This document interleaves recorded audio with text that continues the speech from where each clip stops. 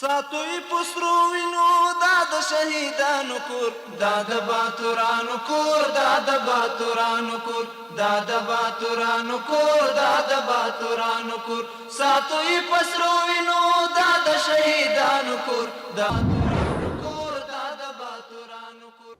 Good evening and thank you for joining us on this Friday, June 20, 2025. I'm Suleiman Talash. The Minister of Refugees and Repatriations, Maulavi Abdul Kabir, met with the Japanese ambassador to Afghanistan, Mr. Takayoshi Karomaya, to discuss ongoing humanitarian efforts and bilateral cooperation between Japan and the Islamic Emirate. During the meeting, the Japanese ambassador said that Japan is providing $7.5 million through UN agencies this year to support Afghan returnees. He urged that the Islamic Emirates' achievements be shared globally. Maulavi Abdul Kabir thanked Japan for its continued support and emphasized the need for it to reach beneficiaries efficiently without excessive administrative costs. He reaffirmed the Islamic Emirates' commitment to addressing both domestic needs and international concerns. Minister of Interior Affairs Khalifa Sirajuddin Haqqani attended and delivered a speech at a large public meeting with scholars and tribal elders during his visit to Paktia province. In his speech, the Interior Minister emphasized the importance of unity among tribes and assured the implementation of significant projects in the province. He added that the 20-year struggle of the Islamic Emirate aimed at establishing a complete Islamic and independent system, which has fortunately been achieved.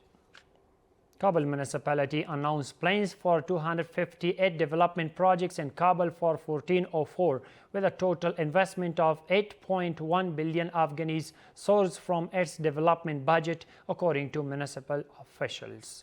More details in this report. Kabul municipality has announced the launch of 258 development projects for the capital this year, with the majority focus on road construction. According to officials, the initiative will be implemented in line with the municipality's annual development plan. For the year 1404, Kabul municipality has 258 development projects planned with a total value of 8.5 billion Afghanis. Among these projects, more than 140 are road construction projects. For the first time in the history of Kabul municipality, the total annual budget is 11.6 billion Afghanis, of which 70% is allocated to development projects and only 30% is for the regular budget. Meanwhile, several Kabul residents have expressed satisfaction with the implementation of these projects, highlighting their importance in improving urban management. They also urge fellow citizens to cooperate with the municipality in preserving order and cleanliness in the city. Currently, special attention is being given to road construction, and the city cleaning department is precise in its work. We also need to pay attention to cleanliness and cooperate with the government. The projects are ongoing and under construction. Traffic congestion has been prevented and city cleanliness is maintained. The Kabul municipality also stated that several development projects are currently underway in various parts of the city and are expected to be completed and inaugurated shortly. Overseas, several Iranian ballistic missiles struck the southern Israeli city of Beersheba early Friday morning, igniting widespread fires and causing significant damage to infrastructure, according to Israeli media reports. One of the missiles reportedly landed near the Microsoft building, with Israeli defense systems failing to intercept the project line. The city's main train station was also damaged in the attack and has since been shut down. The Haaretz newspaper, citing Israeli officials, confirmed that attempts to neutralize the incoming missiles were unsuccessful, resulting in considerable financial losses across the city. Emergency services have been deployed to contained the fires and assess the extent of the damage. The attack marks a serious escalation in the ongoing conflict between Iran and Israel, now entering its second week, raising further concerns about the widening regional implications. The Prisons Regulatory Authority has announced the launch of vocational training programs for inmates across the country, with a particular focus on the agricultural sector. Officials say prisoners can voluntarily participate in hands-on training aimed at improving their skills and supporting their reintegration into society after release. Here is the rest of the story.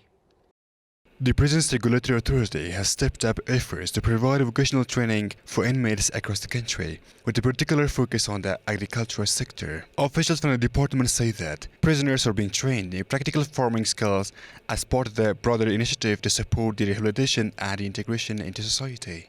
The Director General of the department emphasized that the department is committed to increasing educational and skill-building opportunities for prisoners, aiming to equip them with tools for a more productive future after their release.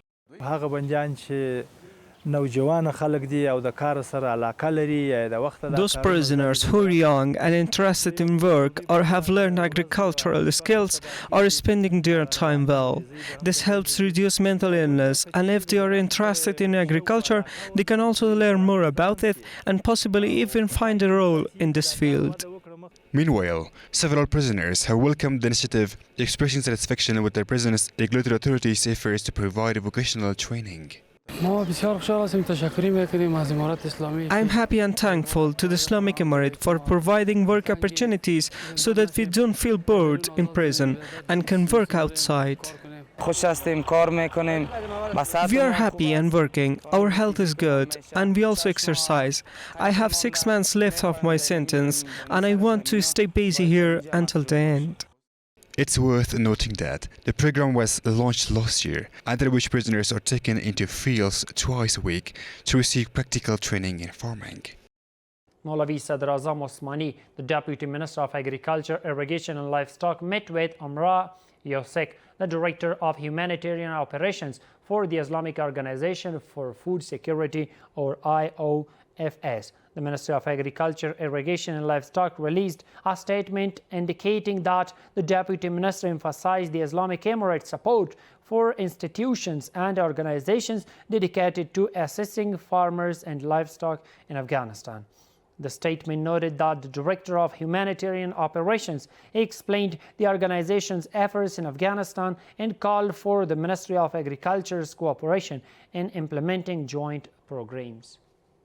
And the final one is that Sheikh Shahabuddin Dilawar, Director General of the Afghan Red Crescent Society, met with Sama Al-Fakhouri, head of the International Federation of the Red Cross for Afghanistan. During this meeting, the Director General expressed appreciation for the humanitarian aid and ongoing financial cooperation from the Federation and called for increased assistance for patients and returnees. Meanwhile, Mr. Al-Fakhouri assured that the countries of Ireland, New Zealand and the Netherlands would soon provide 1.7 million euros in assistance to expand health services. He also promised to facilitate Sheikh Shahabuddin Dilawar's visit to Geneva to attract more assistance.